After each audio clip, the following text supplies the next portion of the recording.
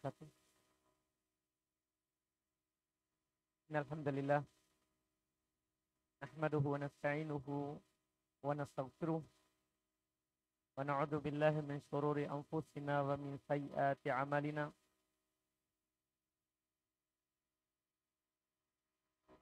May yahdihillahu fala mudilla lahu wa may yudlil fala hadiyalah. Asyhadu an la ilaha illallah wahdahu la syarikalah wa asyhadu anna Muhammadan abduhu wa rasuluh. Sallallahu alaihi wa ala alihi wa ashabihi wa man tabi'ahum bi ihsan ila yaumiddin, amma ba'd. Al-ikhwan jemaah salat maghrib rahimani wa rahimakumullah. Alhamdulillah, kembali kita di malam hari ini melanjutkan bacaan kita terhadap kitab Al-Mandumatul Mimiyah fil Wasaya wal Adabil Ilmiyah karya Syekh Hafidz Al-Hakami rahimahullahu ta'ala. Kita di malam hari ini masih melanjutkan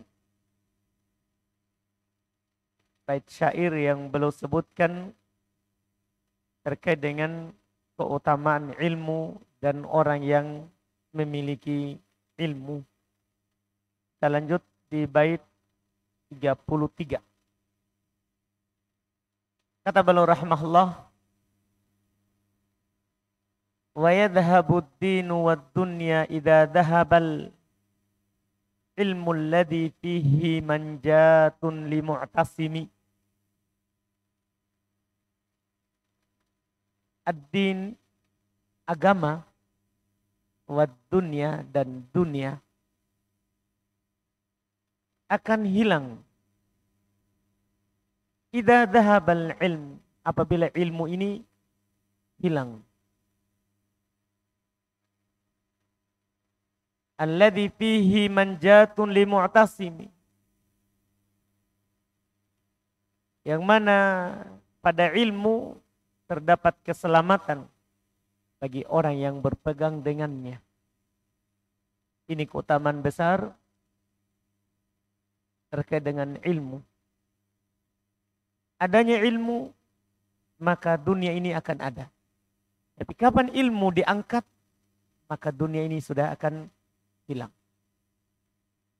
Karena Nabi SAW bersabda dalam hadits riwayat Imam Al-Bukhari dan Imam Muslim, dari Anas bin Malik radhiyallahu taala anhu, inna min asyratis sa'ah ayyurfa'al ilm. Tunggu, di antara tanda hari kiamat ketika ilmu itu diangkat. Makanya kita selalu bersyukur kalau ada orang yang belajar. Masih ada pesantren, berarti masih ada ilmu. Masih ada ustaz-ustaz kita yang mengajarkan ilmu, berarti kita masih bisa beramal. Dunia ini belum akan hilang. Demikian pula datang dalam hadis, juga diriwayatkan oleh Imam Al-Bukhari dan Imam Muslim, dari sahabat Abdullah ibn Mas'ud dan Abu Musa Al-Asy'ari radhiyallahu ta'ala anhuma. Nabi SAW bersabda, inna baina yaday sa'atil ayyaman yanzilu pihal jahlu wa yurfa'u pihal ilmu wa yakfuru pihal haraj. Tunggu, sebelum datangnya hari kiamat, ada hari-hari turun padanya kebodohan, diangkat padanya ilmu, dan sering terjadi al-haraj. Dan al-haraj artinya al-qatl, pembunuhan. Tanda hari kiamat, kapan sudah turun kebodohan, ilmu diangkat, maka dunia ini akan hilang.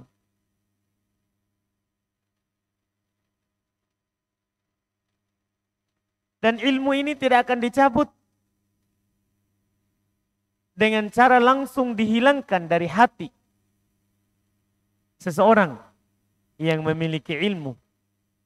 Tapi ilmu ini akan dicabut dengan meninggalnya orang-orang yang berilmu. Bagaimana dalam hadis juga riwayat Imam Al-Bukhari dan Imam Muslim dari Abdullah ibn Amr ibn al-As radhiyallahu taala anhum, karena mereka semuanya sahabat, anak, ayah, dan kakek.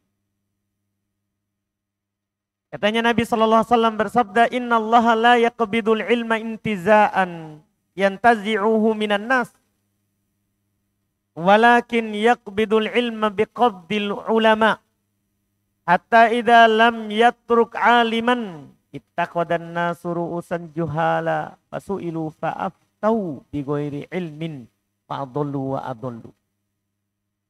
Ini kata Nabi SAW. Sesungguhnya Allah Subhanahu wa taala tidaklah mencabut ilmu itu langsung sekaligus dari dada-dada manusia. Akan tetapi Allah Subhanahu wa taala mencabut ilmu itu dengan diwafatkannya para ulama. Sehingga kalau sudah tidak ada lagi seorang alim, seorang yang memiliki ilmu, orang-orang akan mengambil pemimpin mereka dalam agama, orang-orang bodoh.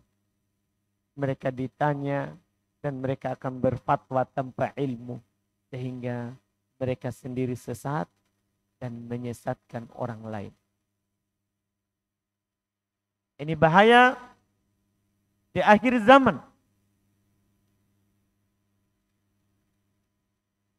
Hari kiamat akan datang di atas makhluk seperti itu. Orang-orang yang paling buruk, sesat dan menyesatkan.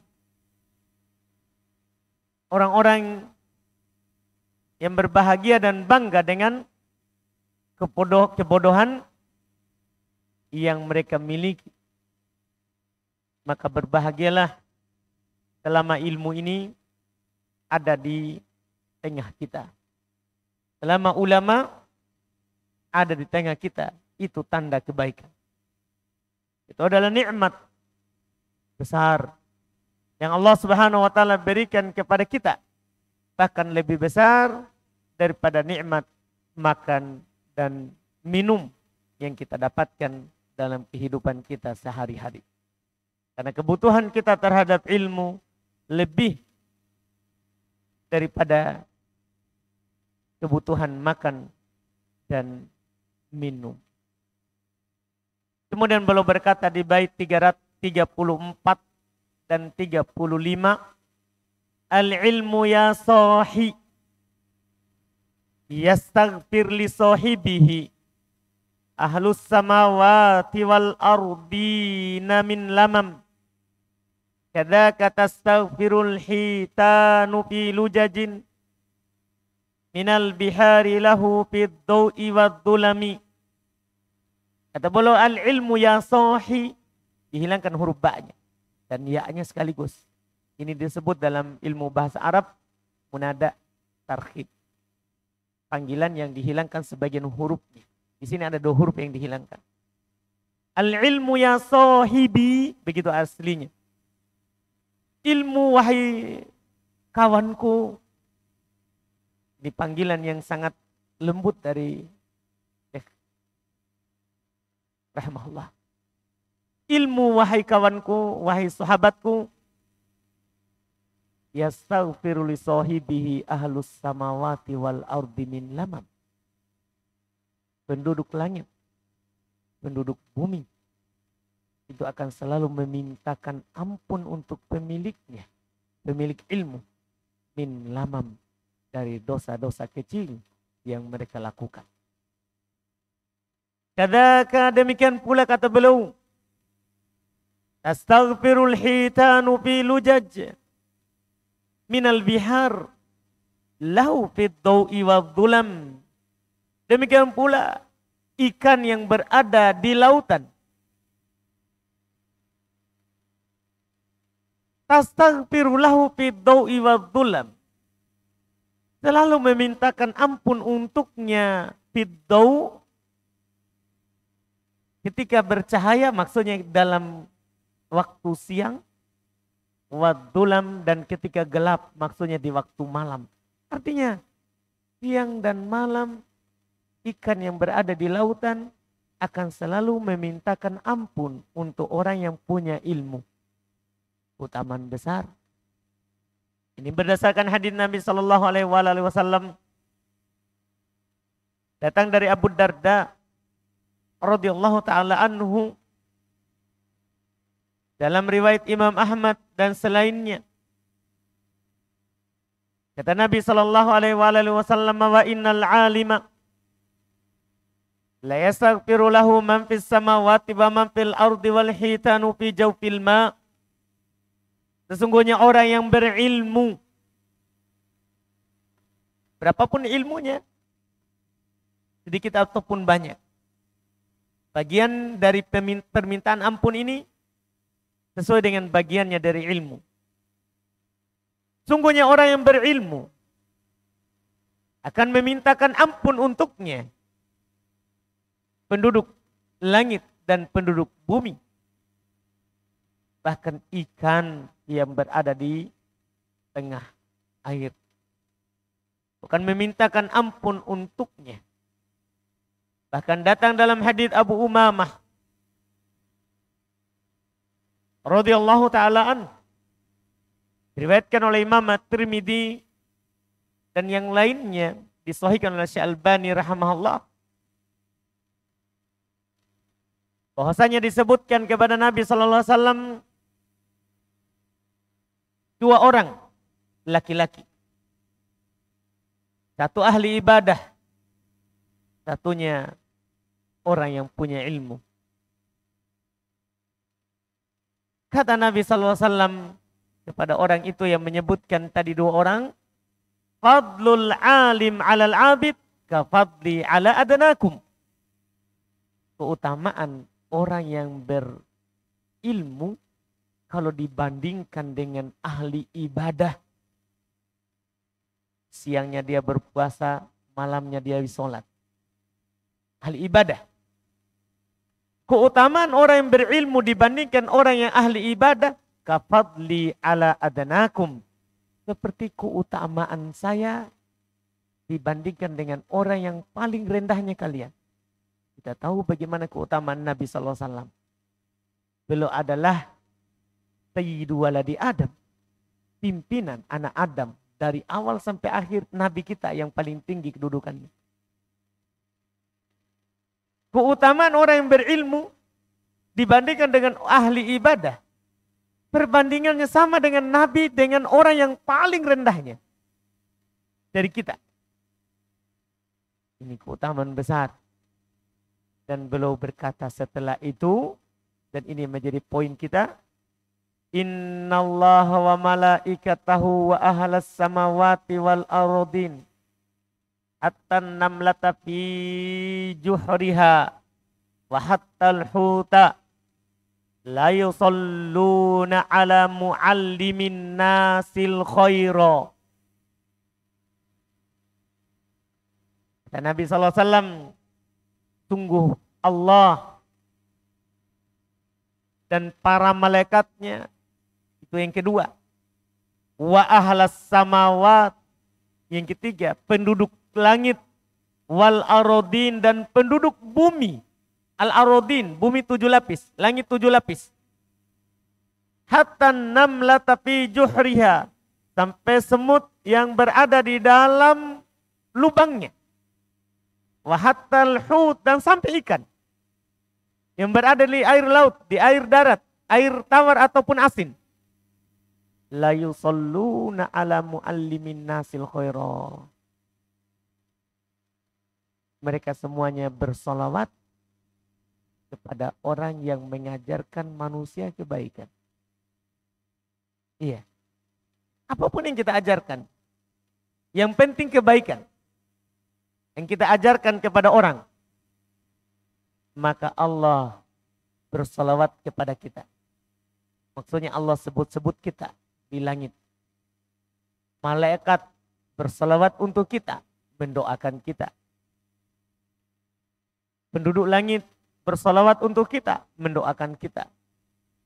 Penduduk bumi bersalawat untuk kita, mendoakan kita. Ini keutamaan tentunya susah kita dapatkan kalau kita tidak menempuh sebab. Sebab yang kita bisa lakukan adalah belajar dan mengajarkan ilmu. Kalau tidak bisa mengajar, belajar. Iya. Kalau tidak bisa mengajar, belajar. Ini kita lakukan baik kita masuk di dalam golongan yang Allah Subhanahu wa taala, malaikat, penduduk langit, penduduk bumi bersolawat padanya. Ini keutamaan. Dan ini adalah cukup sebagai keutamaan kalau seandainya hanya ini. Tapi bagaimana lagi kalau keutamanya sangat banyak. Kita sudah melewati 35 bait penyebutan keutamaan orang yang berilmu. Dan masih ada lagi bait-bait setelahnya. Terkait dengan keutamaannya. Kata beliau di bait 36. Wa kharijun fi tilabil ilmi muhtasiba.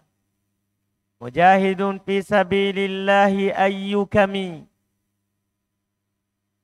Ini harus diketahui oleh orang-orang yang datang jauh dari kampungnya, pergi belajar. Atau keluar dari rumahnya, pergi belajar. Dia tinggalkan kelezatan dunia, duduk di majelis ilmu. Kata beliau, wa kharijun fi tilabil ilmi muhtasiba. Orang yang keluar dalam rangka belajar karena mengharapkan pahala, ketahuilah mujahidun fi sabilillahi ayyukam. Dia adalah orang yang sedang berjihad di jalan Allah sebagai mujahid yang kami pemberani. Bukan mujahid yang penakut, tapi mujahid yang sesungguhnya. Setiap kita, jauh dekatnya kita datang, maka kita keluar sebagai mujahid. Ini, apalagi di masa kita sekarang ini, tidak ada seruan jihad. Inilah jihad kita. Menjadi penuntut ilmu. Orang-orang yang mengejar majelis ta'lim. Orang-orang yang mengejar majelis ilmu. Dengan ini kita akan menjadi mujahid di jalan Allah Subhanahu wa taala. Dalam hadits yang diriwayatkan oleh Al-Imam At-Tirmidzi dan selainnya. Dari Anas bin Malik radhiyallahu taala anhu, Nabi sallallahu alaihi wasallam bersabda, "Man kharaja fi talabil ilmi fahuwa fi sabilillah hatta yarji'a." Siapa yang keluar dalam rangka belajar ilmu, maka dia sama dengan orang yang berjihad di jalan Allah sampai kembali. Sampai kita pulang. Kita tercatat sebagai mujahid. Sampai kita kembali. Kita belajar. Berapa lama kita duduk. Maka di situ kita tercatat. Pahalanya orang yang berjihad di jalan Allah Subhanahu wa ta'ala, mendatangi masjid karena mau mengajar atau belajar. Itu niatnya. Dalam hadits riwayat Imam Ibnu Majah dari Abu Hurairah radhiyallahu taala an, kata Nabi sallallahu alaihi wasallam, "Man jaa masjidi hadza lam ya'tihi illa li khairin yata'allamuhu aw yu'allimuhu fahuwa bimanzilatil mujahidi fi sabilillah. Wa man ja'a li ghairi dzalik fahuwa bimanzilatir rajuli yanzuru ila mata'i ghairihi. Kata Nabi SAW, siapa yang datang ke masjidku ini, dia tidak datang kecuali karena kebaikan yang ingin dia pelajari. Jadi yang disebutkan pertama adalah karena kebaikan yang mau dia pelajari. Karena ini yang bisa semua kita lakukan, menjadi pelajar. Menjadi pelajar, pendengar ilmu. Pendengar ilmu. Siapa yang datang ke masjidku, dia tidak datang kecuali kebaikan yang ingin dia pelajari. Artinya ikhlas. Dia keluar dari rumahnya ke masjid, ikhlas. Ingin belajar. Au yu'allimu. Atau ingin mengajar. Fahuwa bimanzilatil mujahidi fi sabilillah. Berita gembira yang sangat besar dari Nabi kita Muhammad SAW. Tentunya dari wahyu Allah Subhanahu wa taala. Maka dia sama, kata Nabi, sama. Maka dia sama dengan mujahid fisabilillah. Orang yang sedang berjihad di jalan Allah. Tapi kalau dia datang bukan karena itu. Wa man ja'a li ghairi dzalik. Siapa yang datang untuk selain itu. Datang ke masjid bukan mau belajar. Tapi ada hal lain yang dia inginkan. Hanya ingin sekedar berjumpa dengan kawan. Atau ada perdagangan yang dia mau jual belikan. Kata Nabi SAW. Oh bimanzilati rajuli yanzuru ila mata'i ghairi. Maka dia sama dengan orang yang melihat kepada barang orang lain. Karena sekedar lihat, tidak ada yang dia bawa pulang. Tidak ada pahala, tidak ada apa-apa. Ini pentingnya belajar dan ikhlas untuk belajar. Disebutkan oleh Ibnul Qayyim rahimahullah di dalam kitab Belum Miftah Darus Sa'adah, dan Ibnul Qayyim juga di kitab Miftah Darus Sa'adah menyebutkan sangat banyak sekali dalil-dalil dari Quran dan Sunnah terkait dengan keutamaan ilmu dan orang yang berilmu. Di antara ucapan beliau adalah terkait dengan hadits yang baru kita baca. Wa innama ju'ila thalabul ilmi min sabilillah. Kenapa dijadikan belajar itu sama dengan berjihad di jalan Allah? Beliau berkata, tiada lain dijadikan belajar itu sama dengan berjihad di jalan Allah, li'anna bihi qiyamal Islam. Karena dengan belajar Islam ini akan tegak. Kalau ada ilmu dan orang yang mengajarkan ilmu, Islam ini bisa tegak. Kama anna qiyamahu bil jihad. Sebagaimana juga Islam akan tegak kalau ada jihad. Berarti sama. Faqiwamuddin bil ilmi wal jihad. Maka tegaknya agama ini dengan ilmu dan jihad. Walihada kanal jihadu naw'ain. Oleh karena itu kata beliau, jihad itu ada dua. Jihad itu ada dua. Jihadun bil yad wassinan. Wahadal musyariku fihi katsir. Yang pertama, ada jihad dengan tangan, dengan pedang. Kalau ini banyak yang bisa. Semua orang bisa berjihad dengan pedangnya. Ada ajakan jihad, semuanya bisa ikut. Ini banyak yang bisa berserikat. Batani yang kedua, al-jihadu bil hujjati wal bayan. Berjihad dengan menyampaikan hujjah. Menyampaikan qala Allah, qala Rasul. Allah berfirman, Rasul SAW bersabda. Ini juga jihad namanya. Wa hadza jihadul khassah min atba'ir rusul. Ini jihad khusus untuk orang yang mengikuti para rasul. Wa huwa jihadul a'immah. Ini jihadnya para imam-imam dalam agama. Wa huwa afdalul jihadain. Perhatikan ucapan beliau ini. Dan ini adalah yang paling utama dari dua jihad tadi. Jihad dengan pedang utama. Kalau kita meninggal mati syahid. Tapi lebih utama lagi kalau kita berjihad dengan Quran dan sunnah. Kenapa bisa? Kalau jihad dengan pedang, kita meninggal, selesai. Kita disebut mati syahid. Tapi kalau jihad dengan ilmu, kita meninggal, belum selesai. Masih dinukil dari kita. Masih dinukil dari kita. Makanya kita harus menjadi yang ini. Karena ini tidak bisa dilakukan kecuali oleh orang khusus.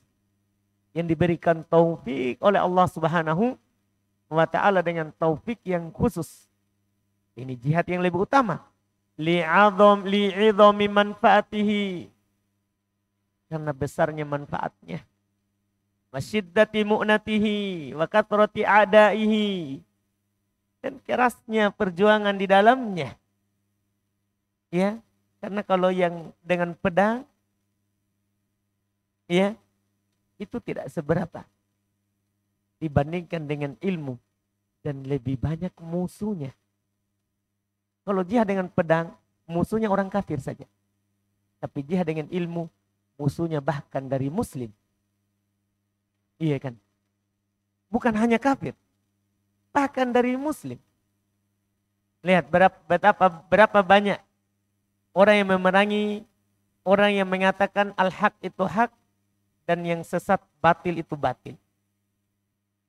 Bahkan yang memeranginya adalah muslim. Bukan hanya kafir. Makanya musuhnya lebih banyak. Tentunya balasan sesuai dengan yang kita lakukan. Besar yang kita korbankan di jalan ini, maka besar yang kita dapatkan balasannya. Iya, banyak waktu yang kita pakai, banyak harta yang kita keluarkan, banyak tenaga yang kita kerahkan. Balasannya tentunya akan lebih banyak. Karena idhomul jaza ma'a idhomil bala. Besarnya balasan sesuai dengan besarnya yang kita keluarkan. Sesuai dengan besarnya yang kita keluarkan. Apapun yang kita keluarkan di jalan ini, maka ketahuilah kita keluarkan di jalan Allah. Di sana banyak orang rela berdiri berjam-jam, duduk berjam-jam karena dunia. Karena dunia. Bahkan banyak yang berdesakan. Yang mandi dengan keringatnya. Bahkan ada yang mengalirkan darah. Kenapa? Karena dunia. Yang dia tidak akan bawa mati. Apakah kita akan kalah dari orang-orang yang seperti itu? Baru sedikit duduk, kita sudah katakan capek. Baru 1 jam kita mengajar, kita sudah bilang udah capek. Tidak ada waktu. Iya. Ini perkara akhirat, bukan perkara dunia. Kalau kita semangat untuk bangun cepat, karena dunia yang kita mau dapat, seharusnya lebih semangat. Untuk lebih cepat. Karena akhirat yang kita mau dapat. Karena dunia ini, itu sementara saja. Nabi kita Muhammad SAW, manusia yang paling mulia. Beliau hanya hidup 63 tahun. Abu Bakar Sahabat Nabi SAW yang paling utama juga belum hidup 63 tahun umurnya. Umar radhiyallahu ta'ala juga sahabat Nabi SAW paling utama. Dikatakan oleh Nabi SAW, Umar fil jannah. Umar itu berada dalam surga. Belum hidup juga 63 tahun. Karena sama umurnya dengan Nabi SAW. Sama umurnya dengan Nabi Sallallahu alaihi wasallam. Sahabat Nabi SAW. Demikian pula Ali radhiyallahu ta'ala manusia yang utama. Utsman radhiyallahu ta'ala sebelumnya manusia yang utama. Mereka meninggal semuanya. Mereka meninggal semuanya. Maka tentunya sangatlah merugi orang kalau masalah dunia semangatnya bukan main. Semangatnya bukan main. Kalau itu yang mau dia dapatkan, harus bangun jam 3, dia akan melakukan semuanya untuk bangun di jam 3 malam. Dia akan kasih tahu istrinya, bangunkan Kak, di jam 3. Dia akan pasang alarmnya, supaya terbangun kalau jam 3. Itu karena dunia. Seharusnya akhirat juga harus seperti itu. Harus kita kasih tahu istri, ingatkan, bangunkan saya jam 3. Harus kita pasang alarmnya. Harus bunyi jam 3. Harus seperti itu. Kalau tidak ada temannya. Iya. Kasih tahu, bangunkan saya. Jam sekian. Kadang sebagian kita di pesantren, ada yang bangunkan kita marah-marah. Ada yang bangunkan kita marah-marah. Bahkan kita jadikan itu adalah orang yang paling kita benci kalau di pesantren. Ini anak-anak tidur. Bangunkan. Iya. Seton. Seharusnya kita pergi cium tangannya. Jazakallah khairan akhi. Sebabmu saya bisa bangun. Orang membantu kita. Untuk mendapatkan yang lebih utama. Daripada sekedar yang orang dapatkan dari perkara dunia. Ini yang harus kita tanamkan dalam diri kita agar supaya lebih bersemangat lagi. Lebih bersemangat lagi. Kita tidak disuruh meninggalkan dunia. Kita sudah kerja dari pagi sampai sore. Maghrib isya belajar. Bagi ikhwan di luar. Iya. Sudah bekerja. Sebagian kita pokoknya kerjanya cuma kerja dunia saja. Diajak taklim. Istrinya ajak ke majelis. Marah-marah. Sebagian kita begitu. Anda lihat di mana matamu. Saya dari pagi. Dia tidak tahu. Kalau yang dia lakukan dari pagi itu tidak seberapa nilainya dibandingkan dengan dia duduk maghrib isya. Dia duduk maghrib isya. Tapi sebagian kita kadang karena banyaknya perkara dunia melalaikan, lupa hal yang utama. Iya, lupa hal yang utama. Kemudian beliau berkata di bait berikutnya, ini mungkin bait terakhir yang kita baca di pertemuan kita kali ini. Di bait 37, kata beliau, wa inna ajnihatal amlaki tabsutuha li talibihi ridon minhum bisun'ihimi. Kata beliau, inna ajnihatal amlak. Tunggu. Sayap-sayapnya para malaikat. Tabsutuha. Selalu dihamparkan. Li talibihi. Untuk orang yang mencari ilmu. Menaungi para pencari ilmu. Kenapa?